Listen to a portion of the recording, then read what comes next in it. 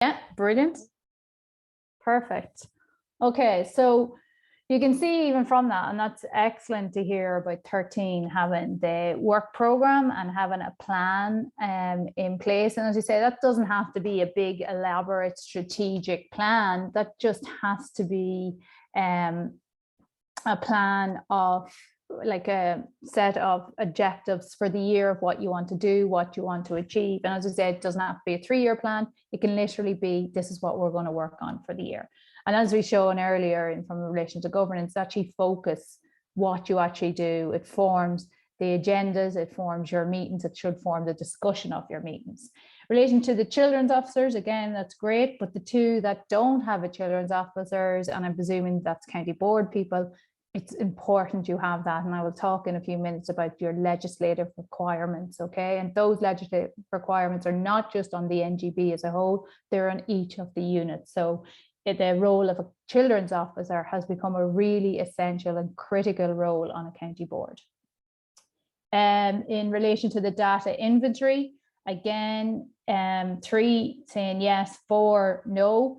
I suppose I'm even more concerned about the 9 who don't know. Okay, so a question that needs to be asked, again, legislative requirements, data inventory, county board, there's a lot of data there. You should have a data inventory. And anyone who's attended a GDPR workshop, if you have a breach, if you have a subject access request, the first thing I'll ask you to do is to send me your data inventory. And that way we can start from there to deal with it, excuse me, and how we would go about it. So it's important you have a data inventory.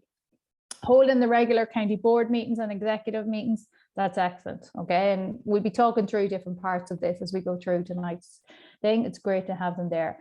The financial statements then, and the regular financial statements, again, was really good. Full yes there, bar 1. That's important that that's there. The treasurer, yes, is important for preparing and presenting those reports, but collectively as a full executive, you are all responsible for the finances that are coming in and coming out and decisions that's made in relation to it. It's simply the treasurer's job to ensure the financial procedures are implemented and to ensure there's a report at every meeting. The roles, 6 was a yes and 10 was a no.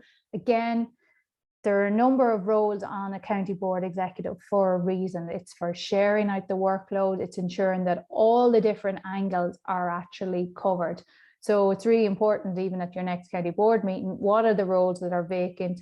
And there is that rule there that if the role is vacant, the executive can actually go and headhunt somebody for those jobs who we feel would be actually really good at it. And again, as we're talking through tonight, we will talk very much about the relevant skills that's required for the role and trying to match that rather than just the first person who puts their hands up. But look, we are also, and we all appreciate, we're working in a world of volunteering.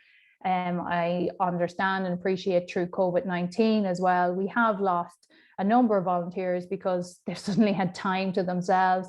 They've suddenly taken up their own pastime and they aren't given as much time of volunteering to different, and that's reflective across all NGBs and a lot of sporting bodies as well. So we understand that volunteers are not just knocking at your door, but we also have to have a proactive approach as well of how we are actively trying to recruit volunteers too. The training, there is ample amount of training now for officers. One thing COVID has brought to the fore and has really accelerated is our training and the amount of training that we're able to deliver. So for officers not to have attended training at this stage for their role, and maybe I will give it, some are new into their roles now since the start of the year, but there should be no excuse by the time March comes around that every officer has not attended training for their role. There is lots there, and we even have YouTube videos as well with different roles, and we have documented outlines of what roles involve. The declaration of interest and the declaration of conflict of interest is interesting, and probably as I would expect it, because again, this is a new concept in relation to governance, and we always would have had conflict of interest when it came to a hearing or an appeal, but that conflict of interest should also be when it comes to decision making. If somebody has a conflict of interest in terms of some a situation that you're discussing and a decision that has to be made that might directly impact maybe someone's club who's sitting on the executive, there's a conflict of interest there. So should they be involved in the decision-making process?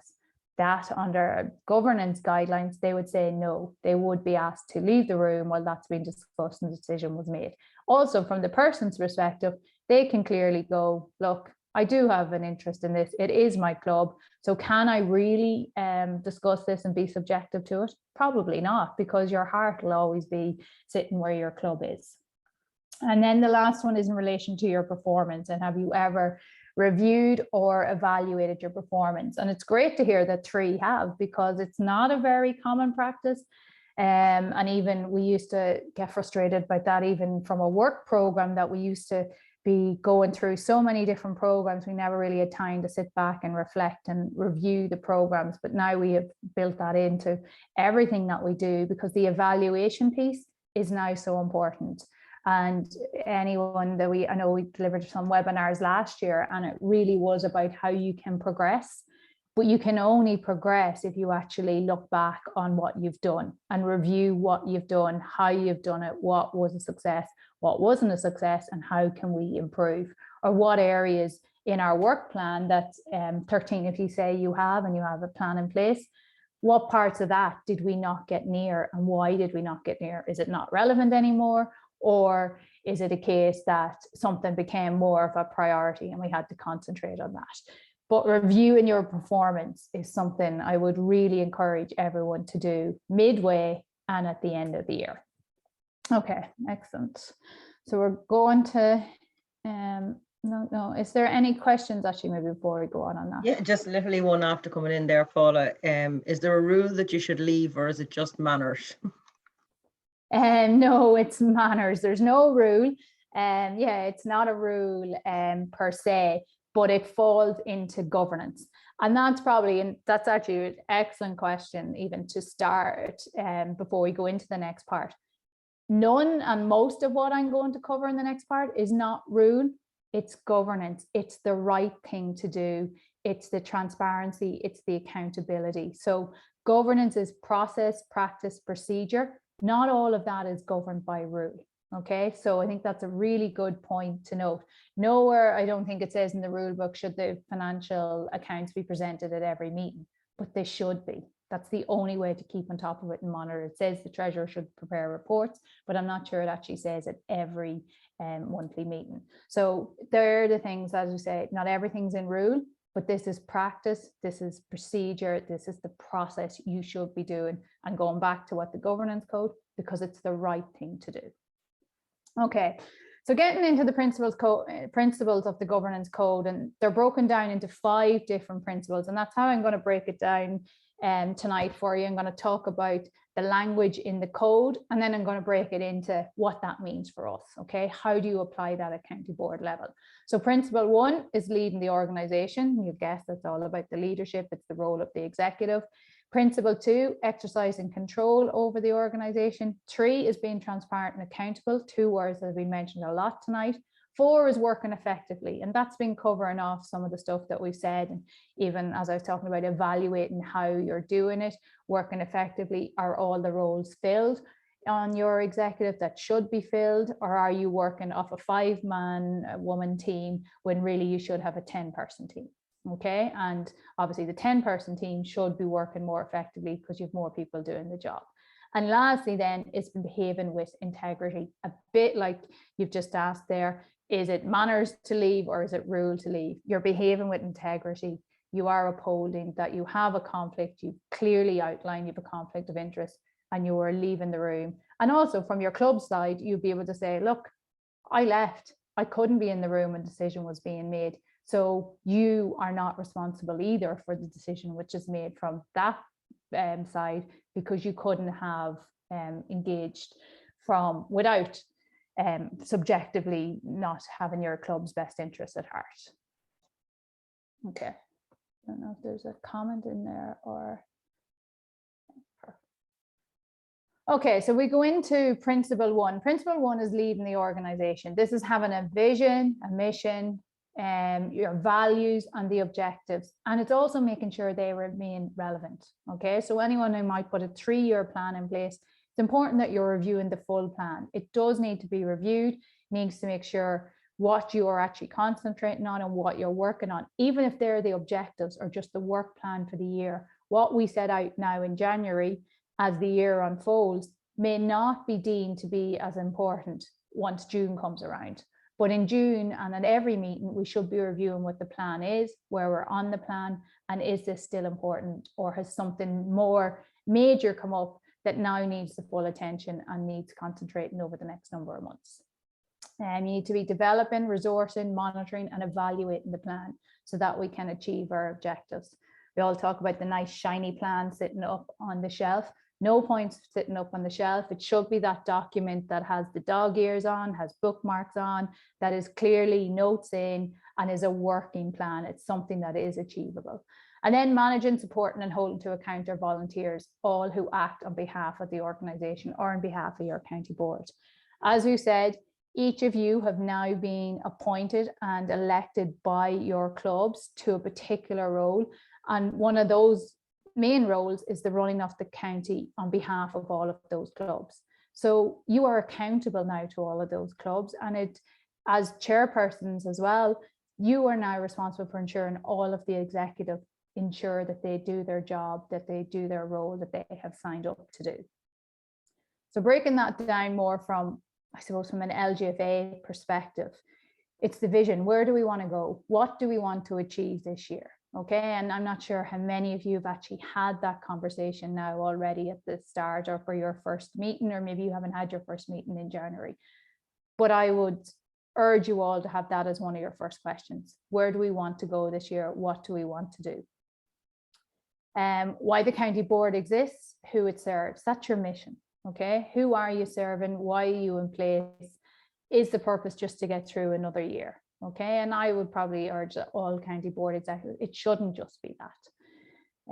Sorry, just need to remove my, I can't see on the screen. The plan, so it sets out your goals and the tasks required to achieve that. Okay, and sometimes it's only when you get into those tasks to achieving the goals that you realize, okay, hang on, maybe the goal isn't really achievable this year because of everything that needs doing. It's actually a 2-year goal, but here's the steps we can do in year 1. So it's important to break those goals down into the task that needs to be achieved. The written plan will remind the committee of their role, okay? And again, it's important to have that written down. Consult with the clubs to devise the plan. There's always that true thing of when you consult, when you engage, it gives a lot more ownership, and the clubs can see ideas that they've generated or concerns that they have or issues they have now being addressed in the plan that you are working off. So it gets buy-in from everybody at grassroots level as well, and again, joins the county to have that common goal of achieving what's in the plan. And again, an important one is to report on the progress and to review it. Okay, it's great at every county board meeting that there could be an update on maybe whatever it is, the key item that's been worked on or a goal. And I know a lot of counties may be saving for pitch or doing pitch developments. Is there a regular update on that at every county board meeting to let people know the progress, where they're at? And not just the progress. Sometimes some of our plans take a setback and there's a knock to what we've been achieving. It's important to report on that as well, as much as the successes, okay? And it's going back, and we'll be talking about it soon, the transparency. You're telling everybody the full picture. This is where we're at. This is the stage that we're at. And maybe it's a case that you are working on a new sponsor, and it mightn't be that you've got that over the line, but you can actually give the update that there are plans in place, there are a number of meetings in place, and we hope to be able to announce a new sponsor soon. Okay, you're not giving away the full details, but you're still giving people, keeping them up to date and letting them know this is in progress. Okay, I don't know if there's any questions on principle 1. I take questions after each principle. If not, Lynn, I'll fire on. Yeah, there's no questions there at the minute, Paula, but I can let you know. Yeah. So principle 2 then is exercising control over the organization. And this is where we talk about the legal and regulatory requirements. Okay, this is the financial management. making sure there are appropriate internal financial management controls in place, and it's identifying any major risks and deciding ways of how we manage those risks. Okay, so this is that legal piece. This is us going back to the children's officer. There's a legal obligation to ensure everyone that's working with our young kids is vetted, has safeguarding, have coaching.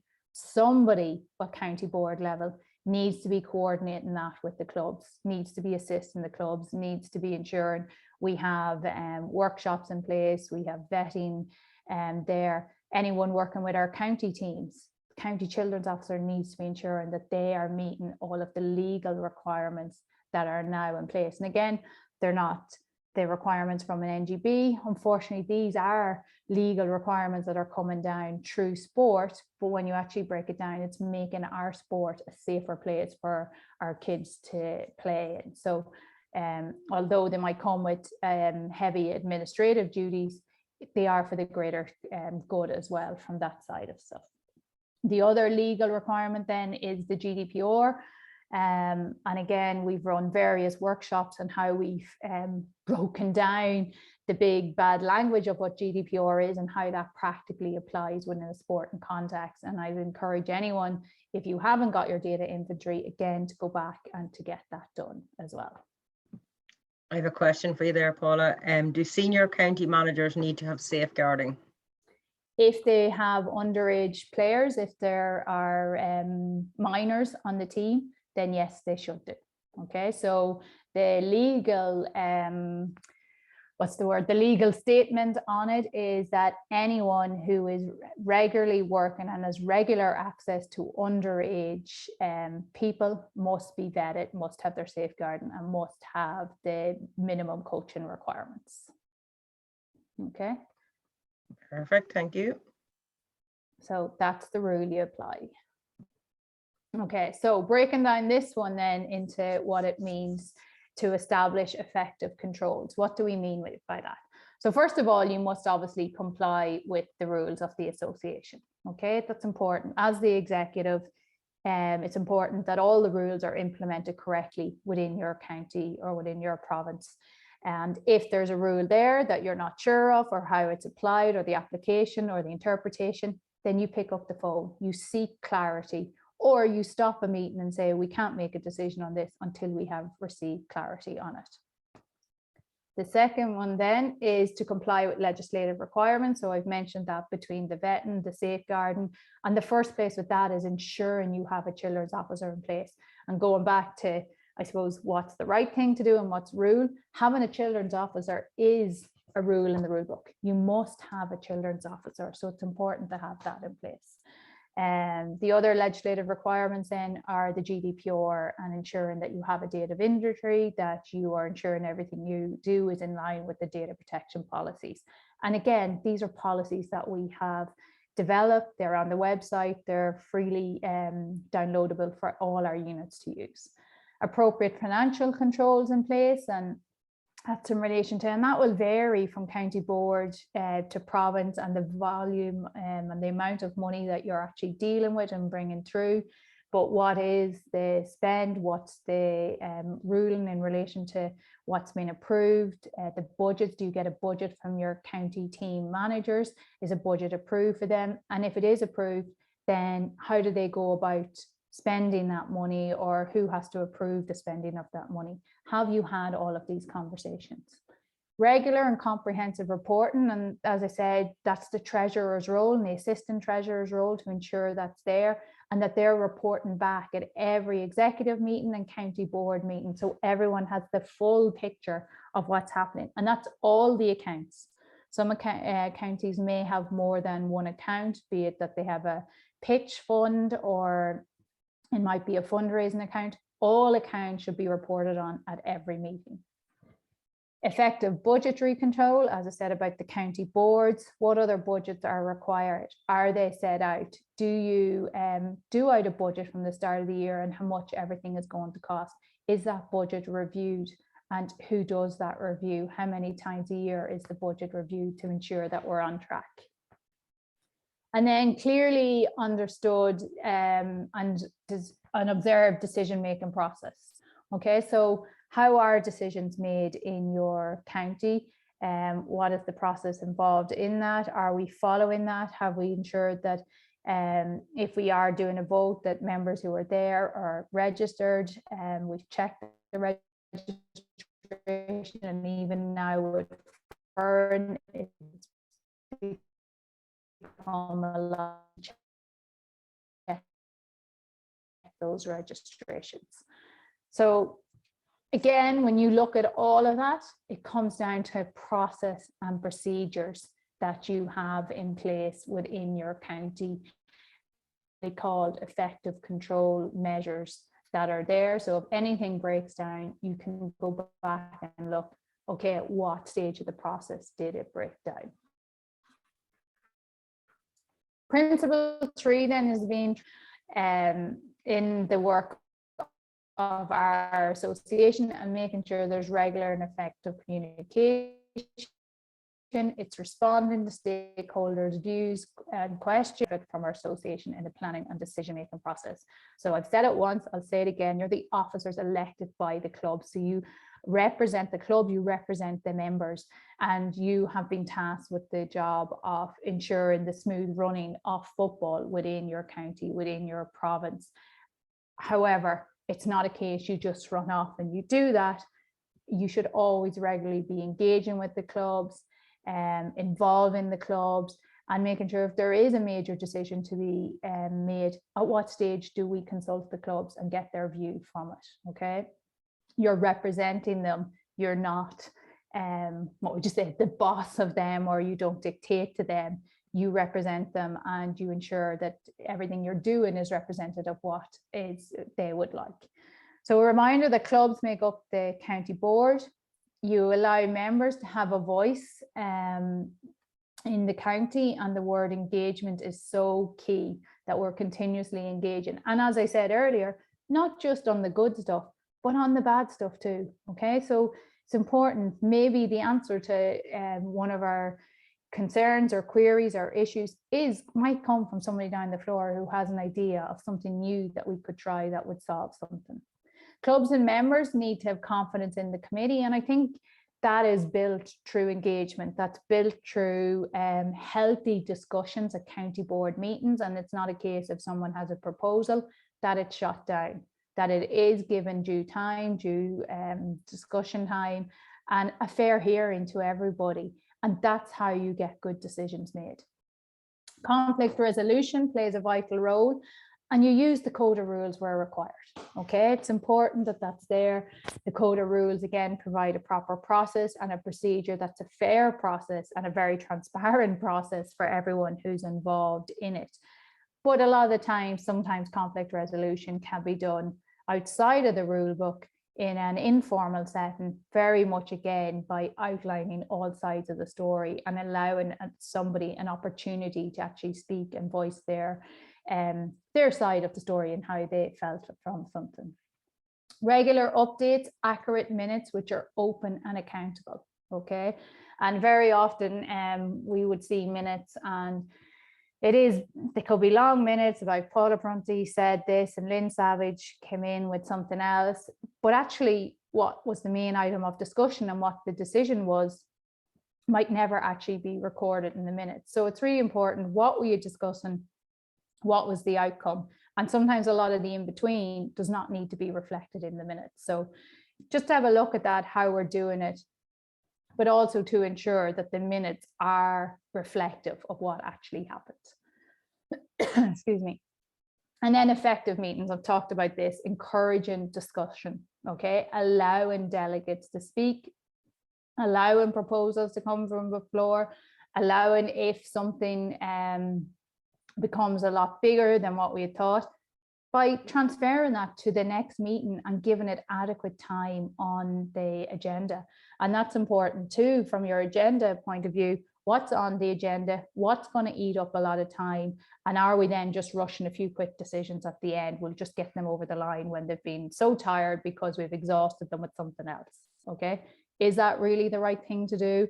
Or is there something there that actually deserves its own merit for discussion at its own time? So it's important to time out the agenda and to see how much time we require for each item. Principle 4 then is working effectively. It's making sure that our individual committee members, committees and volunteers understand their role, their legal duties and delegated responsibility for decision making. And I come back to the point of even the finance, or even, for example, the development officer. So it's development officer's role to ensure that there are coaching courses, that referees are trained. Is it just the development officer's role? As an executive, is it not all of our responsibility to ensure that we have these training opportunities within our county? Yes, it could be the development officer who goes off and contacts Crow Park to put them in place. However, as an executive, we should be collectively making the decision. This is when this is going to run. This is how we can do it. This is how we can recruit people. Okay. So it should be given ample time at a meeting to discuss that. You collective responsibility. Again, like the children's officer will coordinate the vetting and the safeguarding to make sure. However, collectively, it's your responsibility to ensure that is done and how it is done within the county. Making sure as a board, we exercise our collective responsibility through committee meetings that are efficient and effective. Not a case of, well, I'm the PRO and they're talking about money, I don't need to listen to this. Everyone needs to engage and be aware of everything that's happening at county level, not just what's happening to your particular role. And then making sure that there's suitable committee recruitment, development, and a retirement process. We all know that a certain officer may be leaving, that they're stepping down. Do we just hope that at the next AGM nobody comes forward and then the person is forced into staying for another year? Or are we proactive with actually outlining that Paula is stepping down, thanking Paula for all her work? However, we will need people to come and fill Paula's shoes. We will need, and here's the support, this is what it involves. Paula may assist you and mentor you, but we will need someone to step in, okay? How often are we thinking like that? Or are we going, oh, I'm finished up, I'm out the door. It really doesn't matter to me. And the other side to it, and this is where we would often say, and as everyone would say to me, I'm a volunteer, and we appreciate absolutely your volunteering off your time. The other side of that coin, I would say, you volunteered for this role. So with this role comes responsibilities. With this role comes tasks and duties within the county board to be done. So are you really sure what you volunteered for? Is this what you want to do? Because this is what you have signed up to do by volunteering for the role. So it's a two-way thing, and it's important that there's the correct balance in that and that you're aware of that. So competent committee with a clear goal, and the role of the chairperson is vital. Okay, to me, the chairperson holds this all together. The chairperson ensures the executive, all officers are fulfilling their role, all officers are contributing to the meeting, everybody is collectively working together. Right people in the right role with the skills. Okay, so it's really important that the treasurer is comfortable with working with money, comfortable with pulling together accounts, especially if you're a big county with a lot of money going through the books. Somebody needs to be competent with that.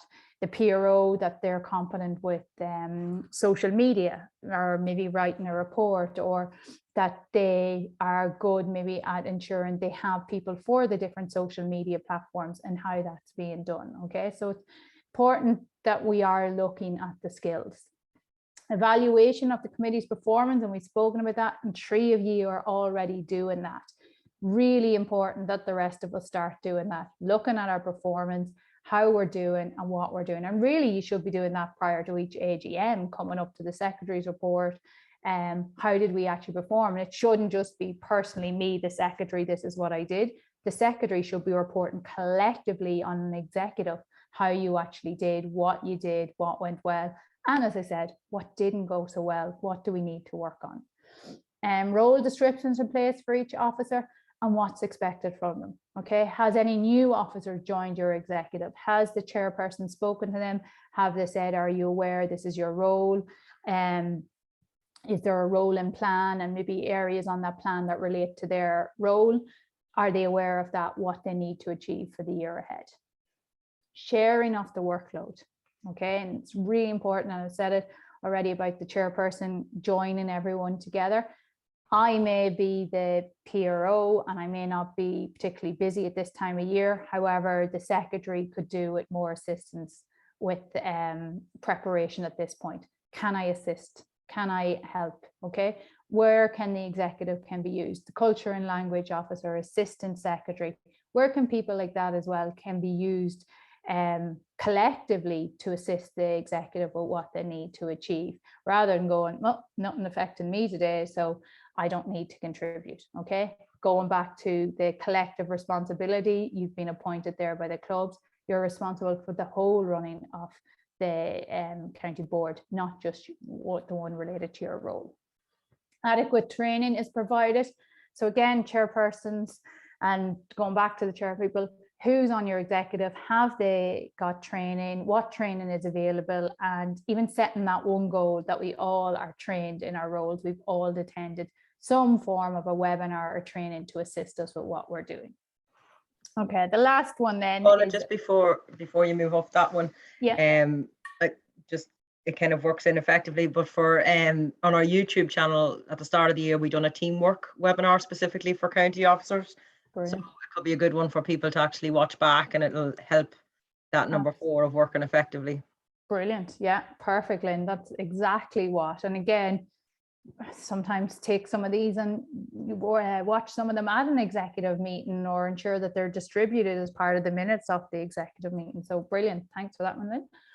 Principle 5 then is behaving with integrity. Okay, being honest, fair, and independent as much as you can. Understanding, declaring, and managing conflicts of interest and conflict of loyalties, and protecting and promoting our association's reputation. As we said, you've taken on the role, you are the executive of that county for football within that county. So the buck stops and starts with you as the executive, as you would want to say. So it's important on how we do that. How do we conduct our business? And are we always acting honestly, fairly, and independently? Okay, in any decision we make or in any process that we are implementing. And one way to get there is everyone's acting for the common objective and the common goal. Okay, and that's going back to your work plan. This is where we're trying to achieve. Everyone may have different ideas on how we get there, and the chair will chair that and decide and tease it out and maybe send people off to work on a different area and come look at the different proposals. But it should still all be for the common goal or the common objective. Okay, that's, everyone should have that in common. That's your starting point. So we all want to get there. It might just vary in our differences in how we get there, but the end point should be agreeing that. We should be able to put aside our personal views and supporting decisions made in executive. Okay, there's nothing worse than an executive discussing something, everyone being very open and honest, having maybe debate, and a decision being made, and me went against me. It wasn't how I felt it should be, but majority went the other, and I'm outside telling everybody and anyone who listens to me that I was completely against the decision they made. I couldn't believe they made it. If I can't stand over that decision that the executive has made, then am I really going back to the common goal and the common objective? Am I really fully involved in that? Am I, can I really stand up and say, yes, I want to work as part of this team? No. And that's something you have to decide. And if you feel, you know what, they have a whole different agenda and all that, to me, this isn't for me. But you have to be able to stand over the decisions that are made. You have to be able to support those and not be talking about them outside of shop. And going back to a point we made earlier about the clubs having confidence in the executive, they're not going to have confidence in the executive if that is the different stuff that's going on after every executive meeting.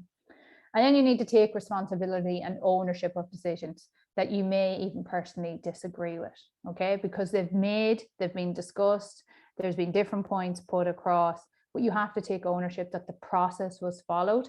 It's not about the personalities, it's the process, okay? And the process was correctly followed, and this was the decision we've come up with, and this is how you will. And also to be able to contribute to seeing through that decision, not a case of, well, you know what, I was against it from the start, I'm not even going to help now deliver this or to volunteer with whatever it is. I'm actually going to just step aside from that. Okay, that's not part of it. It's owning the decisions that's made by everybody. Okay, so they're the 5 principles and how they work, what they mean, how you can implement them into your day-to-day. And I think you can see by now, it's not a case that all of that's in the rule book. Okay, a lot of it is how we act, how we behave, even your own moral views and how you as a person would operate. And very often I would say somebody operates very differently in their work environment to when they're volunteering. And I never understand that, because at a meeting and you're suddenly shouting and roaring at someone across the table, would you do that in a meeting in a work context? Probably not, more than likely not. But for some reason, they feel they can do that in an executive and at an executive meeting and how people speak to each other. So it's trying to ensure that you're bringing that in, being fair, being honest, being independent, and being able to, you're part of a team and respecting everybody around that team. It's ensuring that it's brought to it. So I suppose from our side, national support that's there, there's a volunteer code of conduct. We have a volunteer toolbox about how you can recruit and identify volunteers. We've safeguarding policies, the data protection policies, officer training, volunteer support program, where the development team have been working individually with counties, and you've been assigned a development officer for a whole year to help support your county development and whatever key areas you need to work on within your county.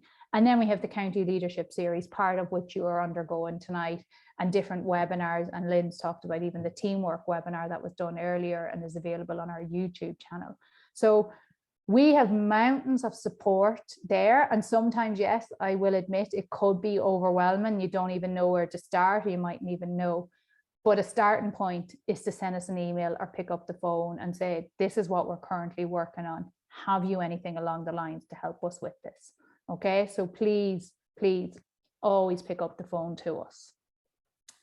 So what I want to know, because we are wrapping up now, in the chat, what is your takeaway points from tonight's webinar? Okay, what do you see as your takeaway points? What has really stood out for you? Maybe it's something, yes, we're really doing that well, or okay, do you know what, we've totally neglected that, which is fine, because remember, governance is stuff about putting the right process in place. It's not that you've been in breach of a rule.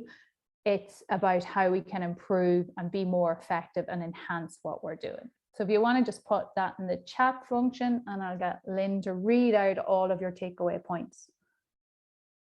Yeah, just waiting on a few to come through there, Paula. And I grab some water.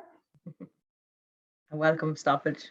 Yeah, I was going to say, we kind of forgotten the old Christmas break, Lynn, from webinars. Governance is the right thing to do. Okay, brilliant. And that, I think, even if people take that back tonight about it's the right thing to do, between the process, procedures, any of that, I think that's a really important one. And the other thing that I want to know from your takeaway point is, will you require assistance? Okay, and that's where myself and Lynn and the rest of the development team come into play about what assistance we can offer. As we said, you may be embarking in something. Why do it alone when you could have assistance from us, or we could share experience in it? Yeah, there's a few more coming through there. Learn more about data inventory. All right, yeah. Set goals and objectives for 2022. Brilliant. Stick to the process as a county board. Perfect. All the content supports us in our roles and helps us educate the clubs on the importance of good governance. Okay. What has stood out for me is governance is the right thing to do in conjunction with the official guide. Okay, excellent. And I think that one that was there, and somebody said stick to the process as the county board. And that's really important. Even something as simple as the appointment of county managers. There's a whole process in that. We've outlined, again, there's resources on the website, but it's between, is there an appointment committee? Is there an advertisement? Is there an application form?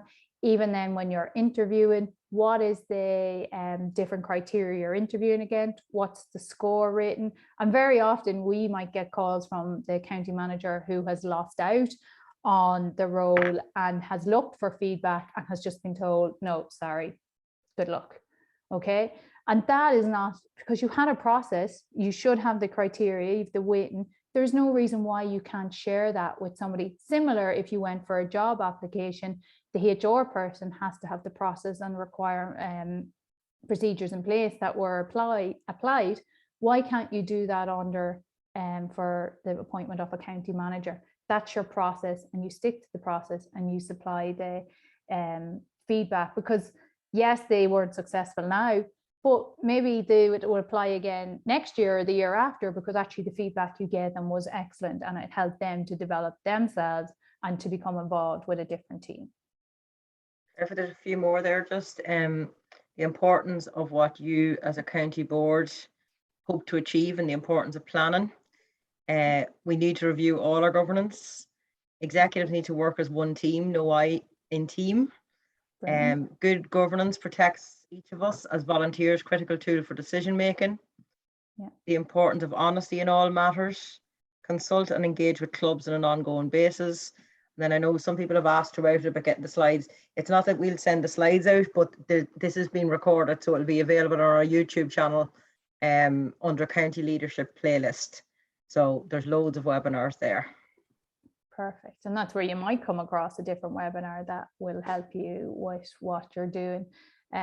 So that's great. And it's really good that you have, and there's a number of takeaway points there from people tonight. I would really hope that even at your next executive meeting, you will bring something on tonight, the whole area of governance. And maybe there is 2 or 3 within the executive set up to review the governance structure and framework at your county board level and to report back. Some of you that are here tonight could lead it, watch tonight, give myself or Lynn a shout. By all means, we would be more than happy to help you with that. My take-home messages that I have for you: the plan. Okay, a work program, set of objectives is essential for any working committee. Otherwise, what are you doing? What are you meeting about? What are you discussing at meetings? Okay, if there's not a work program, it's not a set of objectives. Transparency. Only when everyone's fully informed can the right decision be made. And I would stand over that. And even when we're giving advice to people, and no matter how often, until we can get all pieces off the jigsaw, you can't give proper guidance and advice to somebody or allow a proper decision to be made. Engagement. Actively engage with your members and at all times, not just every now and again, not just randomly. It should be at all times, and it should be an active engagement. It should be encouraging them. And if you're having county board meetings and down the floor is not responding, it's not asking questions, actually highlight that. Highlight that you're the executive, you're appointed by them, you're acting for them, but they should be feeding back. They should be not challenging, but constructively challenging, but they should be questioning. They should be ensuring that you are governing the county board correctly. The bigger picture, okay? You can have a different opinion, but everyone should have the common goal. What is the bigger picture? It's not just about me here and now, and I'm stubborn and I'm stuck in my way and I want to get this point across. Do I need to give in to support the bigger picture and for the betterment of the county? Is that a better decision to do? Integrity, you have to think with your county hat on, not your club hat. Okay, and we very often hear that about a county team, that they're asked to leave their club jersey at the door, because now they all have to work collectively. Similarly, as an executive, you need to think with your county hat on. What's the betterment of it? And very often a situation that's being discussed mightn't affect your club now, but it might affect your club in a year or 2 years' time. So it's not a case of thinking, doesn't matter, I don't really care what way this goes. You need to be thinking longer term outside of what's here to make sure it is for the betterment of the full county.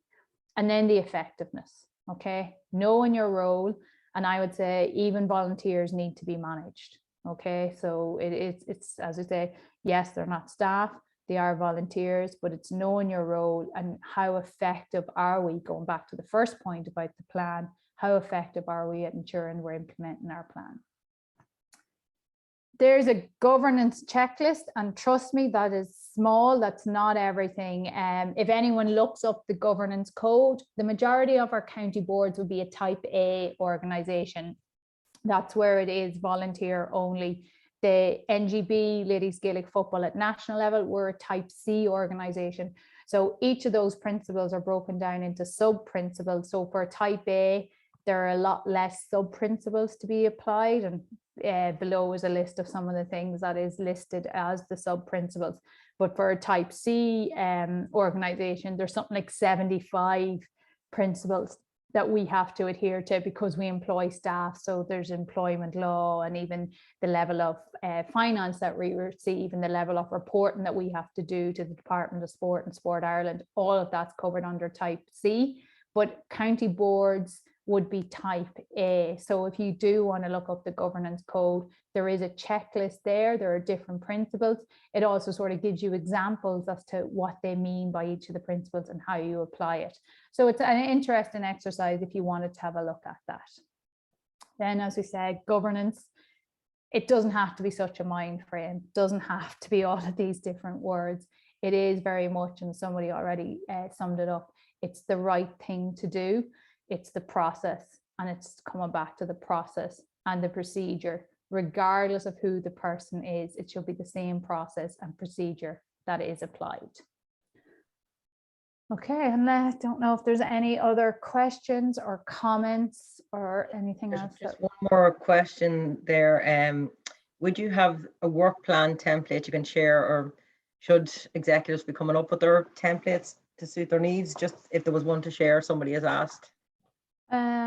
Well, that's probably more down to the plan, Lynn, but there's a process that you do to develop that plan then, or? Yeah, so the counties that we're working with through our volunteer support program, we're devising a 3-year plan with each of the counties that we're working with. So obviously we have a template in that, but I suppose for the day-to-day workings, it's getting a template that really suits yourselves, but it's literally keeping it nice and simple. The task that needs to, the area, the task that needs to be achieved, who's responsible and what date does it need to be done by.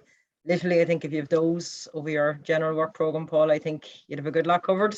Yeah, and very often the starting point on that can be even at your next executive, and each of the officers and their particular role. What are their tasks for the year ahead? What needs to be done? Resources you can add in then if there's going to be financial resource needed, or it's personnel resource needed, what that is. And then you collectively join together all of the tasks that people have pointed out into one major work program for everybody. So you can do it that way as well. But it would be interesting to ask every executive officer, what are their 3 tasks for the year ahead? It'd be interesting to see what their reply would be. I think also, Paula, it can help for succession planning, that actually somebody reading the actual tasks that people are doing versus a role description can help as well. So it could be a good, I should say, activity for people to do. I don't think there was any other questions, Paula. People are just thanking you for making sure it was easy to follow tonight and that it was well presented. So that seems to be the comments. Excellent. Okay, brilliant. Delighted for you all to join. And as we would always say, please pick up the phone or give us an email on any of this that we can assist you. As we said, I appreciate, especially from governance, it's a new concept, but when you actually break it down, a lot of it you're doing maybe already. It might just be modifying that even slightly. So by all means, give us a shout. So thanks very much for joining, and from myself and Lynn, good night. And I'm sure we'll see you on another webinar probably next week, Lynn, yeah? It's webinar season, everyone. So you got a nice email today to let you know of all the upcoming webinars. So thanks a million. Good night, all. Thanks, Lynn. Thanks. Good night, everybody.